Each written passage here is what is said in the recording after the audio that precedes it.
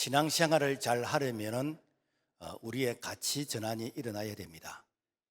그동안 나를 중심으로 한 내 생활 주변의 환경, 또 문화, 교육, 사상, 그리고 대한민국이라는 제도권에서 우리는 살았습니다. 이제는 내 생각 중심에서 하나님의 나라의 중심에 가치 전환이 일어나야 됩니다. 이렇게 하나님 나라 중심의 가치 전환이 일어난 이 모습을 우리는 하나님의 주권을 인정한다라고 말합니다. 내 인생에 하나님의 절대 주권을 인정하지 못하면 우리가 신앙생활 하면서 계속해서 내가 이해가 되지 않는 부분에 대해서는 내가 의심하고 갈등하고 그러면서 신앙의 해이를 느끼게 됩니다. 모든 걸 내 입장에서 판단하기 때문에 계속 부딪히고 그리고 믿음의 성장이 사실은 이렇게 흔들리거나 멈추게 됩니다. 그러나 내 삶에 하나님의 절대 주권을 인정하게 되지면은 마치 경치 좋은 곳을 드라이브 할 때 나는 운전석 옆에 앉아서 드라이브를 즐기는 인생처럼 이렇게 신앙생활이 즐거워지고 또 쉬워지고 또 믿음이 자라게 되어집니다. 바울은 당대의 상위 1% 이내에 들 수 있을 만큼 대단한 자였습니다. 그 시대에 로마 시민권을 가지고 그 시대에 지금쯤에는 세계 최고의 학문의 그런 제자로서 이렇게 공부도 했고 그리고 이 바울은 길리기아 다소 지금으로 하면 서울 강남 출신이고 모든 면에서 빠질 것이 하나도 없는 그런 바울이 하나님 앞에서 이렇게 쓰임 받은 것은 바울이 훌륭했기 때문에 쓰임 받은 것이 아니라 이 바울이 모든 삶의 영역에서 하나님의 절대 주권을 인정했다라는 것입니다. 다른 말로 하면 얼마든지 내가 교만할 수 있고 얼마든지 자기를 내세울 수 있는 그런 조건인데도 불구하고 자기를 내려놓고 하나님의 주권을 인정했다는 것이죠. 로마서 11장 36절 이는 만물이 주에게서 나오고 주로 말미암고 주에게로 돌아갑니다. 그에게 영광이 세세 있을지어다. 아멘. 이 말을 아무나 하는 게 아니에요. 구약 성경에 욥이 나오는데 이 욥은 동방의 의인이라 그랬어요. 그리고 얼마나 양이나 소나 이렇게 낙타나 이런 짐승들이 많은지 그리고 그 짐승을 돌보는 또 종들은 얼마나 많았는지 그런 욥이 하루아침에 모든 재산을 다 잃게 되었습니다. 그리고 종들도 죽게 되는 것이고 심지어는 자녀도 죽게 되어지고 아내도 당신이 믿는 하나님을 저주하고 이렇게 죽으라고 악담을 하면서 집을 떠났습니다. 여러분 이런 상황 가운데서 하나님이 이해가 되겠습니까? 그런데 욥은 그런 상황 가운데서도 하나님의 주권을 인정했습니다. 욥기 1장 21절 주신이도 여호와시요 거두신이도 여호와시오니 여호와의 이름이 찬송을 받으실지니다 하고 그러니까 욥이 나중에 갑절에 그런 복을 받았는데 그 복을 받는 것이 그냥 되는 게 아니더라는 것이죠. 다윗은 지금으로 말하면 흙수저 출신입니다. 그런 자가 이스라엘의 전무후무할 정도로 위대한 왕으로서 쓰임받게 되었는데 그렇게 쓰임받게 된 그 이유가 무엇일까? 철저하게 하나님의 주권을 인정했습니다. 오늘 우리가 읽었던 역대상 29장 11절 같이 한번 읽어볼까요? 시작. 여호와여 위대하심과 권능과 영광과 승리와 위엄이 다 주께 속하였사오니 천지에 있는 것이 다 주의 것이로소이다. 여호와여 주권도 주께 속하였사오니 주는 높으사 만물의 머리심이니이다. 하나님의 주권이라는 것은 하나님이 창조자시요 그분은 통치자시요 그분은 최고의 권위자시요 그분은 결정자이시다라는 것을 내 삶에 고백하는 것입니다. 인정해 드리는 것이요. 자, 이것이 인정이 될 때 그때에 하나님이 진정 우리를 쓰시는 것이고 우리를 축복하신다라는 것입니다. 그렇다면 나는 하나님의 절대 주권을 믿고 있을까?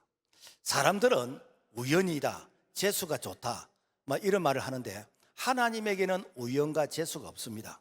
모든 게 필연입니다. 참새 한 마리도 하나님의 허락 없이는 떨어지지 않고 우리의 머리털까지 다 세신 바 되셨습니다.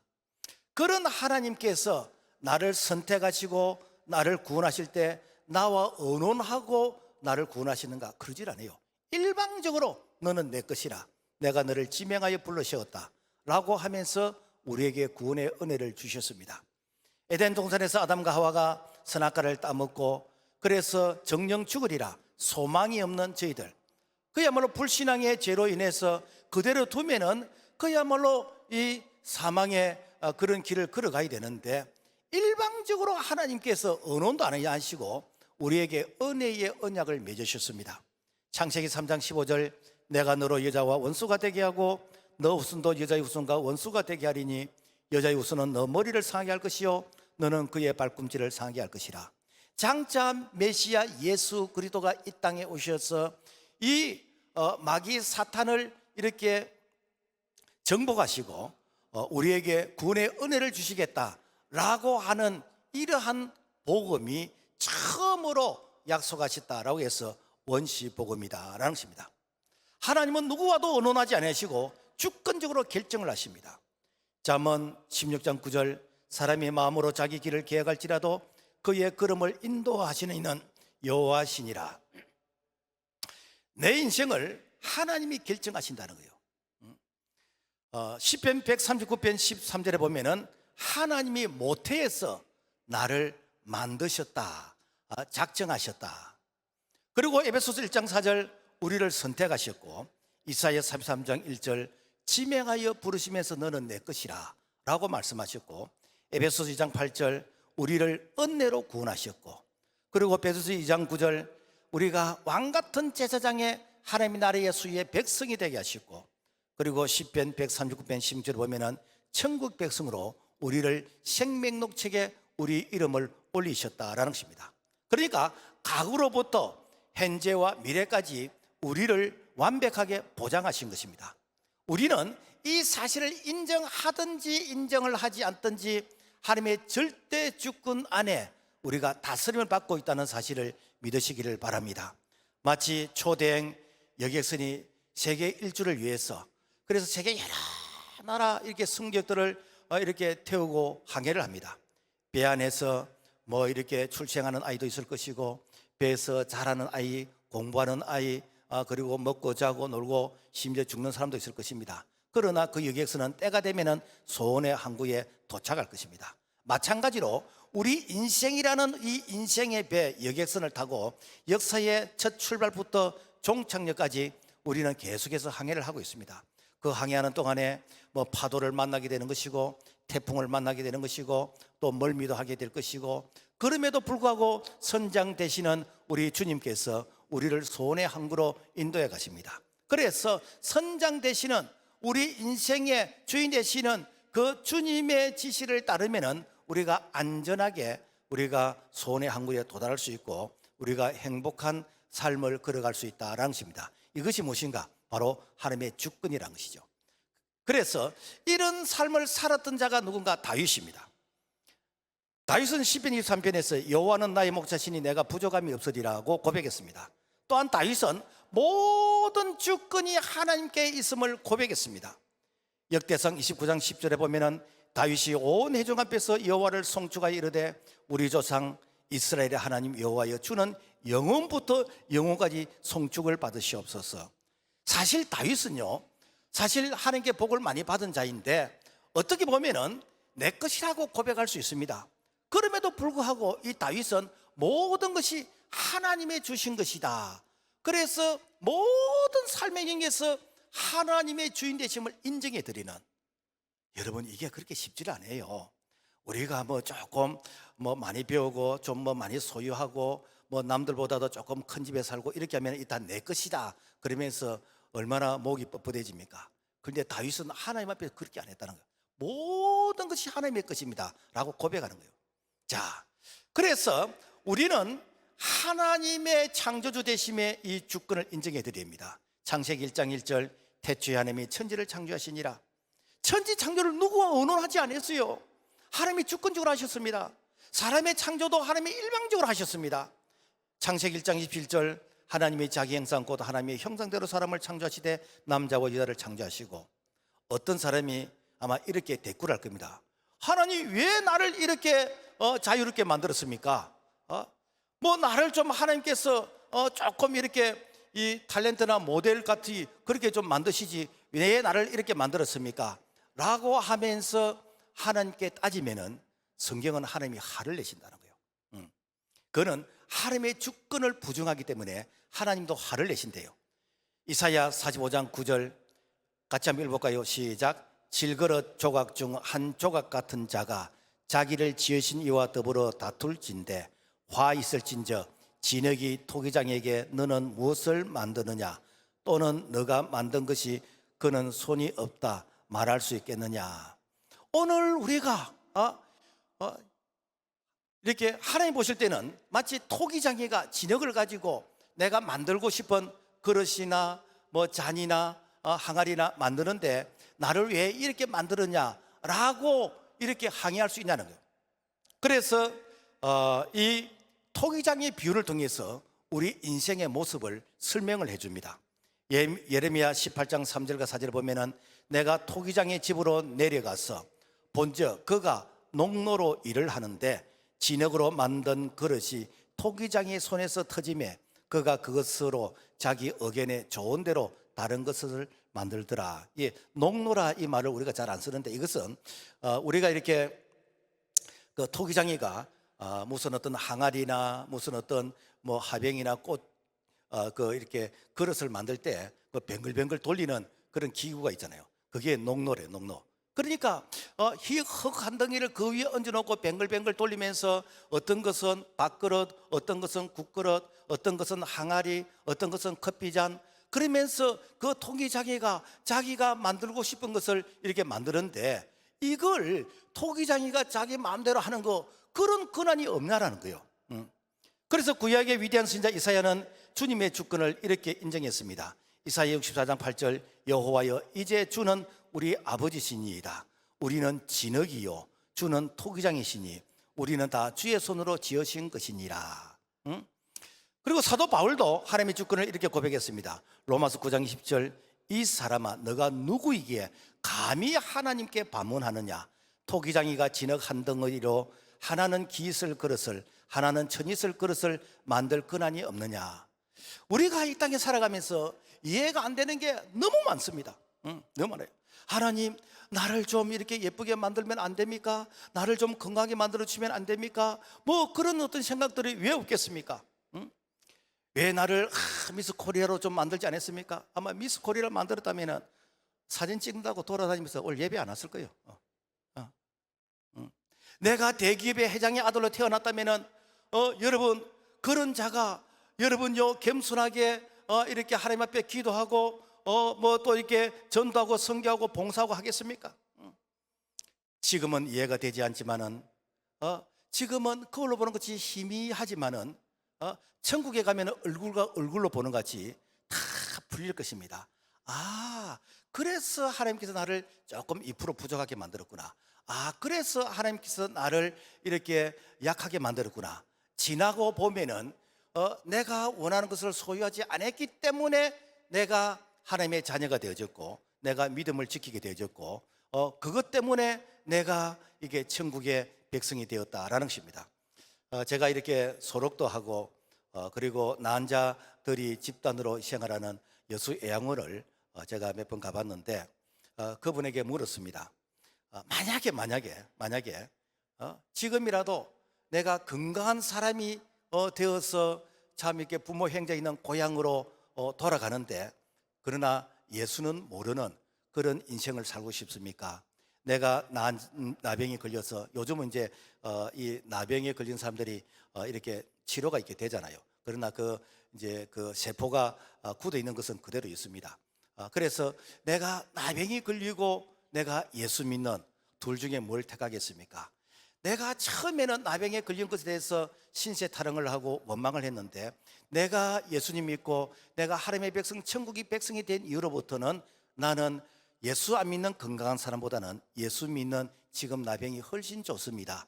어차피 우리 인생은 이렇게 유한한 이런 인생인데 그래서 하나님이 부르실 때 내가 천국에서 눈을 뜬다는 이 감격, 이 기쁨, 그래서 이 소망이 있기 때문에 나는 지금 현재를 내가 감사하고 만족합니다 라는 것입니다. 그래서 천국 가서 한번 물어보세요.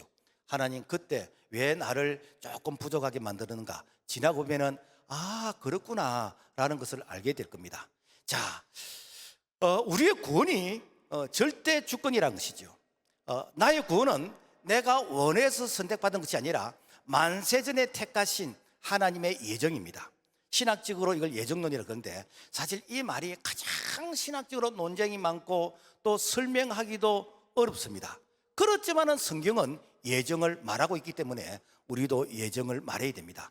사도 바울도 예정을 말합니다. 에베소서 1장 4절, 곧 창세전에 그리스도 안에서 우리를 택하사 우리로 사랑 안에서 그 안에서 거룩하고 흠이 없게 하시려고.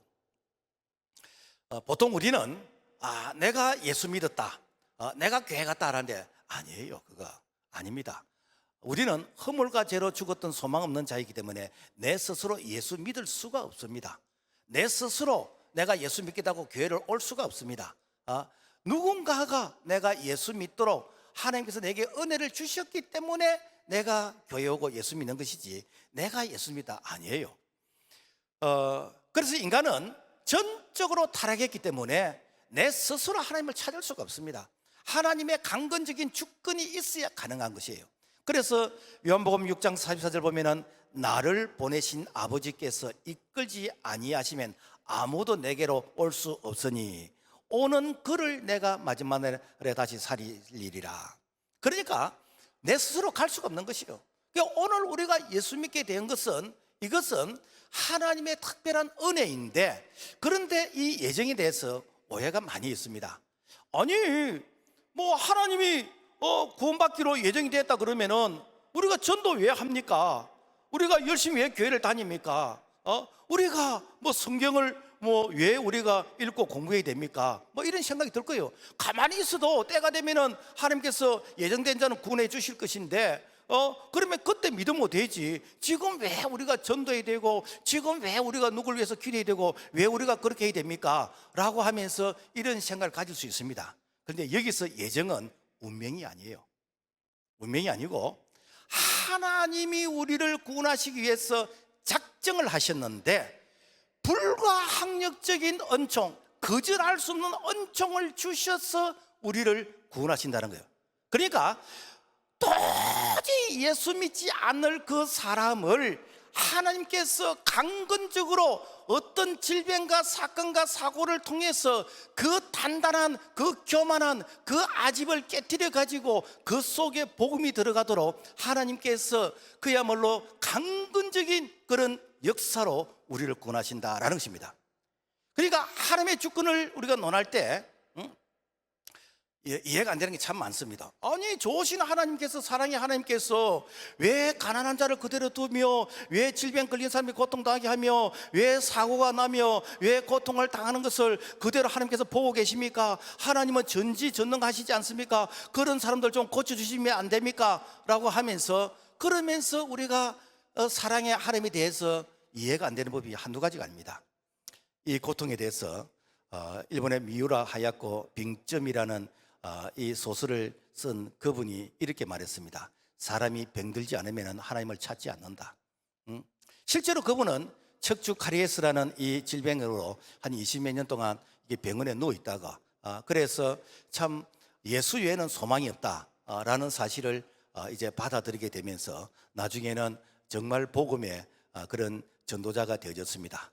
오늘날 우리의 교만과 자아가 너무 강하기 때문에 이 방법이 아니고서는 도저히 그 속에 마치 이렇게 병뚜껑처럼 단단하게 닦인 그곳에 물을 부은들 물 한 방울 들어가겠습니까? 그렇게 단단한 그 아집, 그 교만의 그 마음속에 우리 하나님께서 가난이라는 이런 어떤 이 충격, 그리고 질병과 사건과 사고를 통해서 그래서 자신의 연약함을 깨닫게 되어지는 것이고, 그러면서 이 복음을 받아들일 수 있는 거절할 수 없는 불가항력적인 그런 은총을 통해서 오늘 저와 여러분들이 예수님을 만나게 되었고, 오늘 우리가 이 구원의 은총 안에 거하게 된 줄로 믿습니다. 여러분 한번 돌아봐 보세요. 내 주변을 돌아보면요, 사실 일 아니면은 예수 안 믿을 그런 사람들 많았을 겁니다. 그래서 내 주먹을 믿으라 이런 사람들은 하나님께서 뽀사가지고 이렇게 예수 믿게 만들고 다시 회복시킬 겁니다. 그래서 가장 복 있는 사람은 어떤 사람인가? 말씀을 전할 때에 그 말씀을 아멘으로 받아들이는 자, 그 사람이 가장 복 있는 자인 줄로 믿습니다. 고 이병철 회장이 죽기 전에 이런 질문을 했습니다. 신은 왜 악인을 만드셨는가? 왜 히틀러가 유태인들 600만 명을 가스실에서 살해할 때 그때 하나님은 뭘 하셨으며, 왜 스탈린이 이렇게 몇천만 명을 죽이면서 이 공산주의의 이런 국가를 이렇게 건설할 때 하나님은 뭘 하셨으며, 왜 김일성은 6.25를 이렇게 해서 300만 명을 죽이고 1천만 명의 이성가족을 만들고 1990년대는 이렇게 300명의 아사들을 만들어낼 때 그때 하나님은 뭘 하셨습니까? 사실 우리 모두의 질문입니다. 주님은 죄와 불법과 제약을 다스리기 때문에 이런 자도 주님의 주권 하에 있습니다. 잠언 16장 4절, 여호와께서 온갖 것을 그 쓰임에 적당하게 지으셨나니 악인도 악한 날에 적당하게 하셨느니라. 오히려 이런 일을 통해서, 이런 것을 통해서 하나님의 사랑, 하나님의 긍휼, 하나님의 은혜, 하나님의 거룩하심이 이제는 드러나게 되는 것이고 찾게 되어진다라는 것입니다. 여러분, 건강한 자가 병든 자를 보지 않으면요, 자기 건강의 가치를 몰라요. 부자가 가난한 자를 보지 않으면은 자기가 부자의 감사를 모릅니다. 그래서 오늘 사람들은 상대적인 감사고 상대적인 어떤 축복이잖아요. 그래서 내보다 못한 사람을 보면서 내가 잘 사네, 내가 건강하네. 그래서 지극히 이기적이고 참 이게 상대적인 그런 우리가 평가에서 살아가고 있다라는 것입니다. 문제는 우리는 누가 예정되었는지 모르기 때문에 우리는 전도해야 됩니다. 우리가 하나님의 구원 역사에 동참하는 것은 주님의 일에 우리가 쓰임 받는 것이요, 원래 주님의 일이요. 구원하는 것은 주님께 있습니다. 그게 주님의 일인데 우리가 주님의 일에 쓰임 받기 때문에 주님께서 우리를 쓰시면서 어떻게 합니까? 거기에 대한 보상을 주시는 것이요, 그게 기도 응답인 것이고 그것이 상급이고 위로인 것이고 그것이 은총이다라는 것입니다. 그러므로 말미암아 우리가 주의 일에 힘쓰는 것은 결코 공짜 아닙니다. 우리 하나님께서 범사에 은혜로 때를 따라 우리에게 영육간의 풍성한 은혜를 주신 줄로 믿습니다. 그 다음에 생사복의 주권이요, 사무엘상 2장 6절에서 7절 말씀 보면은 여호와는 죽이기도 하시고 살리기도 하시며 서울에 내리기도 하시고 거기에서 올리기도 하시는도다. 여호와는 가난하기도 하시고 부하기도 하시며 낮추기도 하시고 높이시기도 하시는도다. 초대교회에 10대 대박해가 한 300년 동안 있었습니다. 그때의 초기에 사도 야고보는 칼로 죽임을 당했고 그리고 사도 베드로는 감옥에 갇혀서 이제는 죽을 날을 기다리는 그런 행편 가운데 있었습니다. 그런데 야고보는 칼로 죽임을 당했는데 베드로는 밤에 천사가 이렇게 이 옥문을 열면서 베드로를 나오게 하셨어요. 아니, 똑같은 시대를 살았고 똑같은 사도인데 누구는 죽었고 누구는 감옥 문이 열려서 이렇게 나오게 되었고 우리가 이해가 됩니까? 그죠? 똑같이 기도 안 했겠습니까? 그런데 이 야고보의 죽음을 통해서 복음이 디아스포라 전 세계로 흩어지게 되었어요. 그리고 이 베드로가 이 추록함으로 말미암아 이 성령의 역사가 예루살렘에서부터 온 유대로 이제는 번지게 되어졌습니다. 우리는 이해할 수 없는 것이 한두 가지가 아닙니다. 누구는 고침받고 누구는 고침받지 못하고 누구는 성공하고 누구는 성공하지 못하고, 그러나 정확한 답은 절대 우리의 하나님은 후회하심이 없으시도록 하나님의 절대 주권 가운데서 다스림을 받는 줄로 믿습니다. 바울은 몸의 질병의 가시를 가지고 이 질병 때문에 너무 고통스러웠어요. 자기는 다른 사람을 기도해주면 그 병이 낫고, 심지어 바울의 이 앞치마를 가져서 병든 사람이 되면 그 사람이 병이 낫고, 자기를 통해서 이 병든 자가 고친 사람은 너무나 많은데 진작 자기는 엄청난 육체의 이 질병 때문에 이 고통을 겪었어요. 그래서 바울은 안질이 안 좋고 또 어떤 부분에서는 지금 말하면 공황장애가 있고, 그러니까 얼마나 바울이 힘들었겠습니까? 그런데 하나님께 아무리 기도해도 안 고쳐주시는 것이요.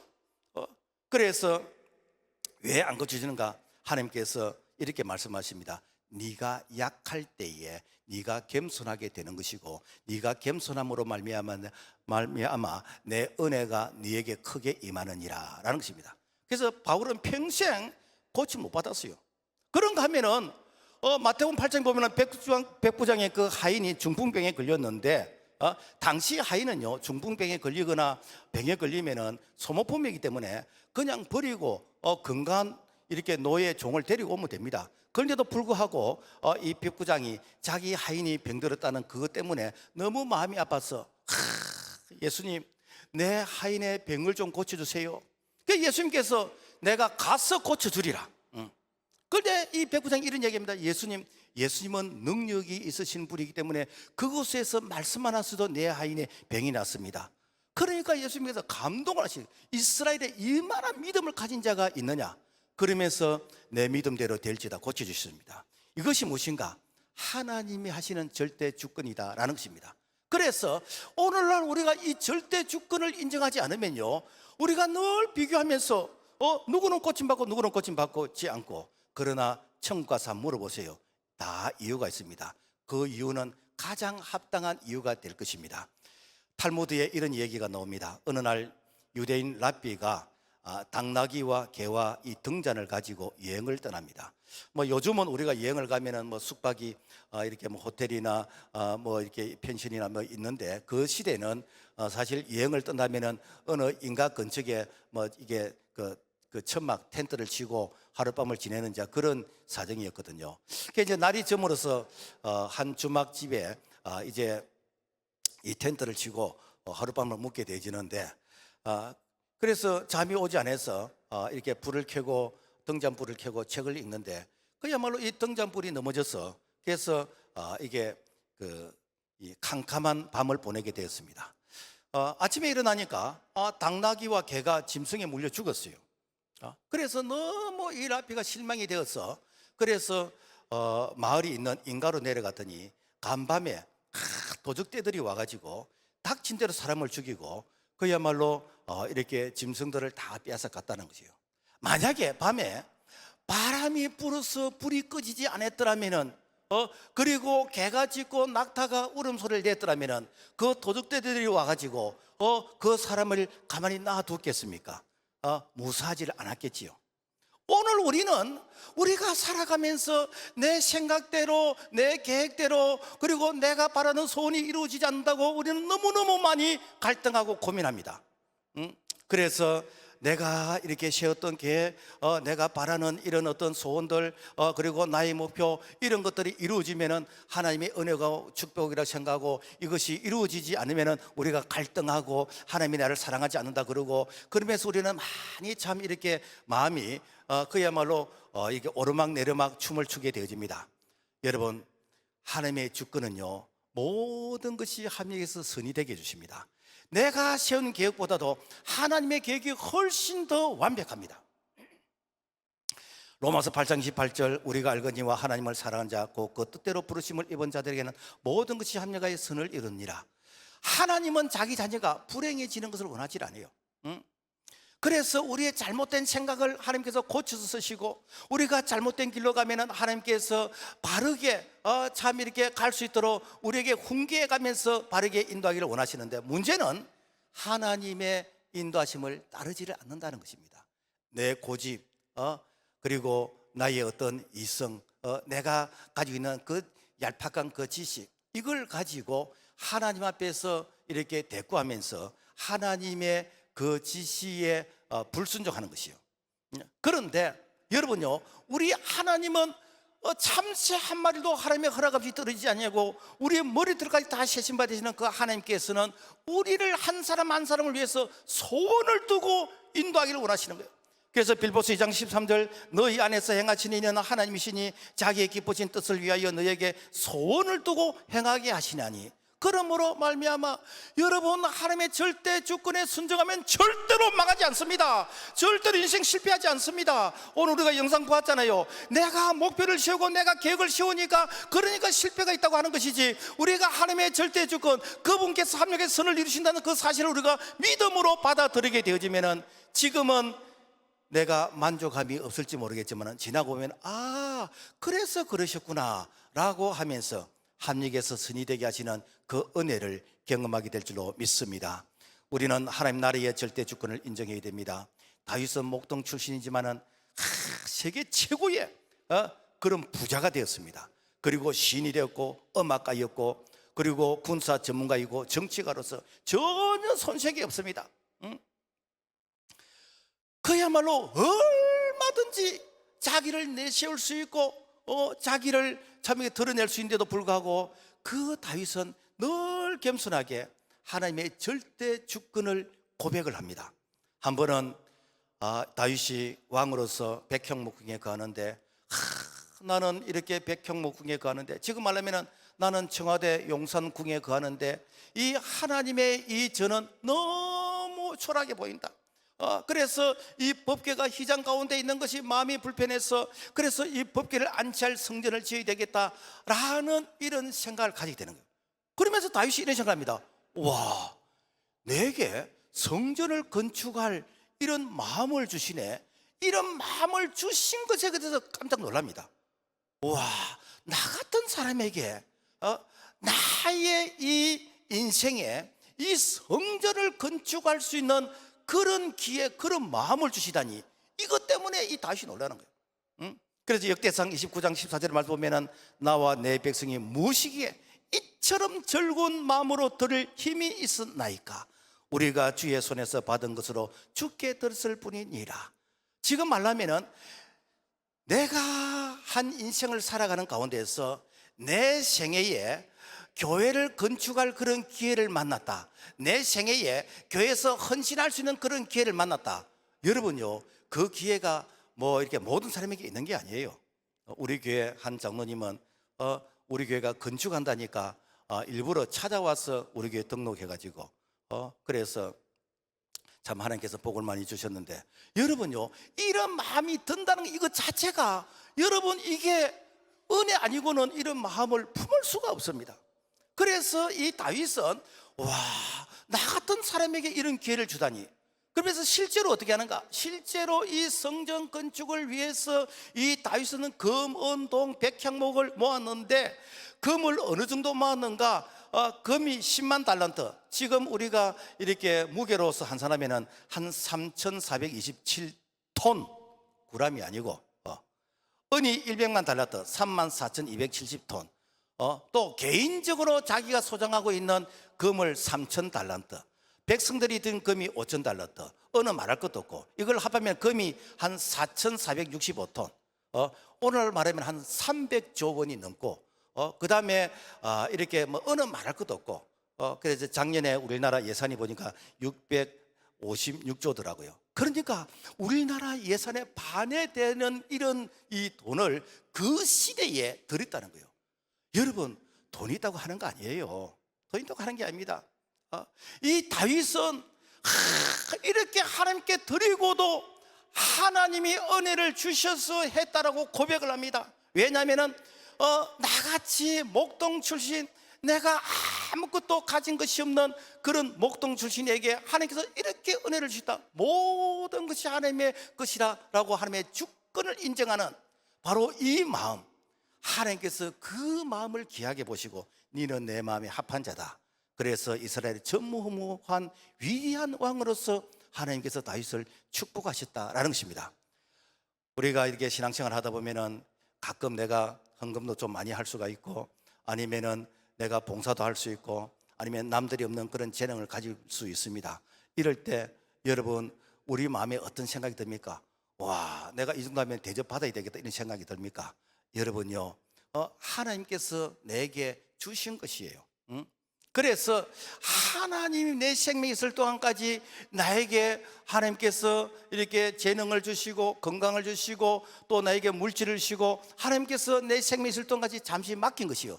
그리고 하나님께서 내게 보관하고 있다가 네가 하나님의 나라를 위해서 하나님의 영광을 위해서 써라고 주신 것인데 이거 나중에 또 없어집니다.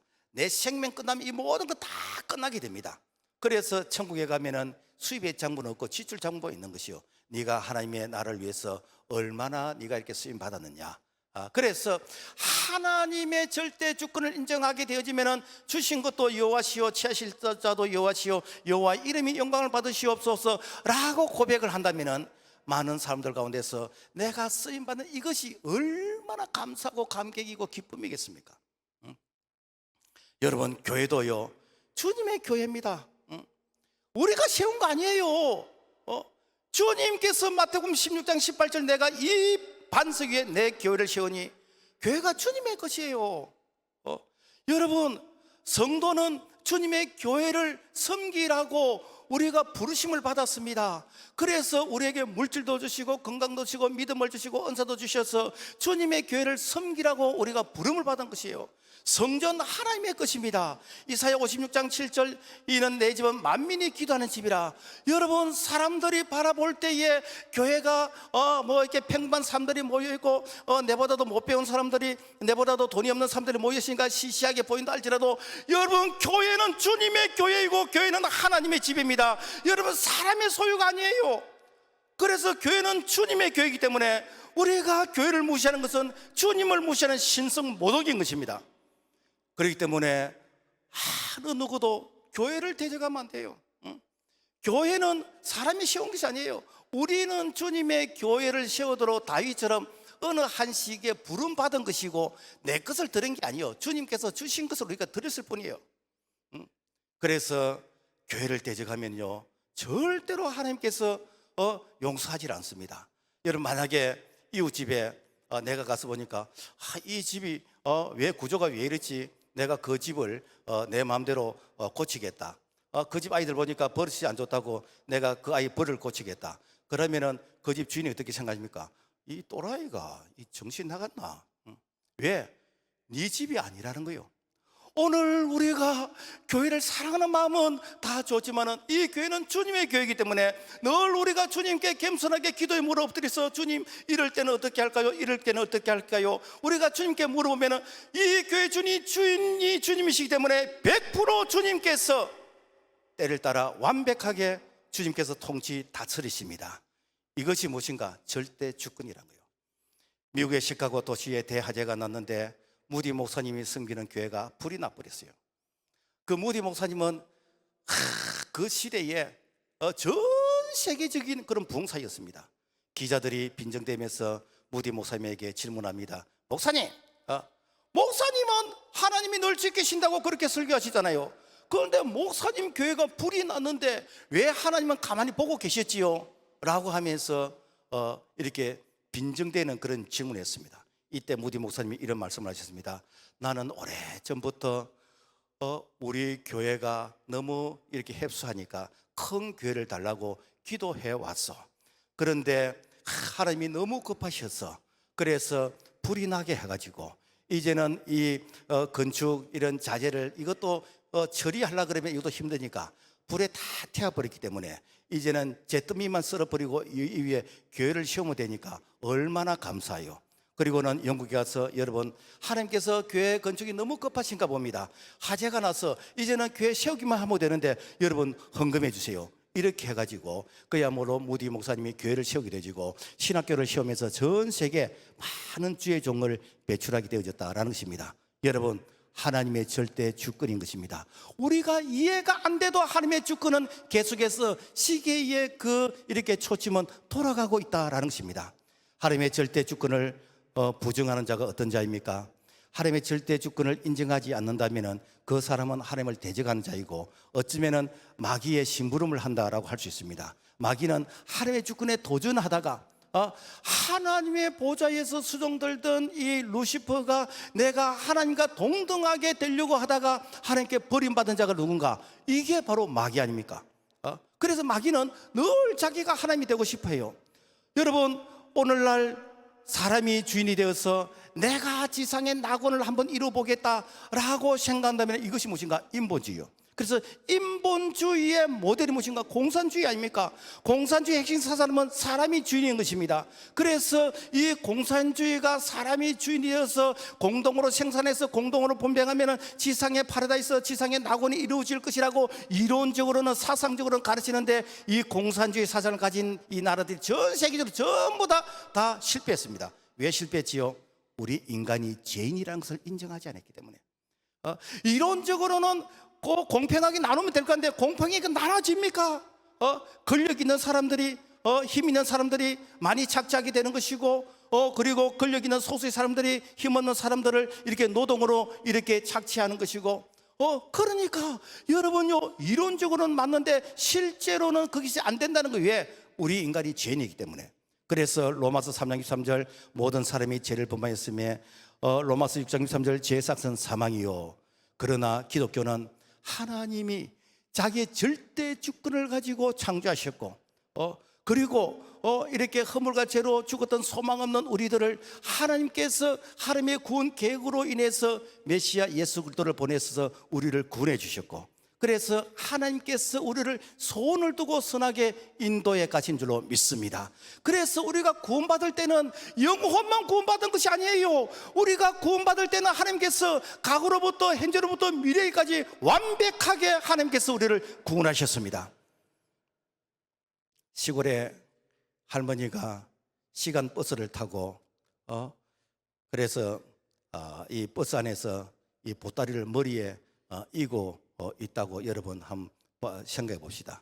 차장이 할머니 왜 보따리를 이렇게 이 바닥에 놓지 왜 머리에 이고 있습니까? 차장 아가씨, 내가 차비만 냈지 보따리 값은 안 냈어요. 여러분, 우리가 구원받을 때에 여러분, 우리의 인생의 모든 문제도 하나님께서 우리를 다 맞춰주셨습니다. 수고하고 무거운 짐자들아 다 내게로 내가 너희를 쉬게 하리라 그랬어요. 우리는 구원의 열차를 탔습니다. 여러분요, 우리가 영혼만 구원받은 것이 아닙니다. 하나님께서 우리의 모든 무거운 짐도 대신 맡아주신 줄로 믿습니다. 역사의 큰 흐름은 하나님을 인정하는 신본주의와 인간이 주인이라고 하는 인본주의 이념의 대립인 것입니다. 오늘날 개인과 사회 갈등은 근본적으로 가치관의 싸움인 것이에요. 역사의 흐름 가운데서 하나님을 인정하느냐 인정하지 않느냐, 그 역사의 흐름의 싸움이었다는 것입니다. 말씀을 맺겠습니다.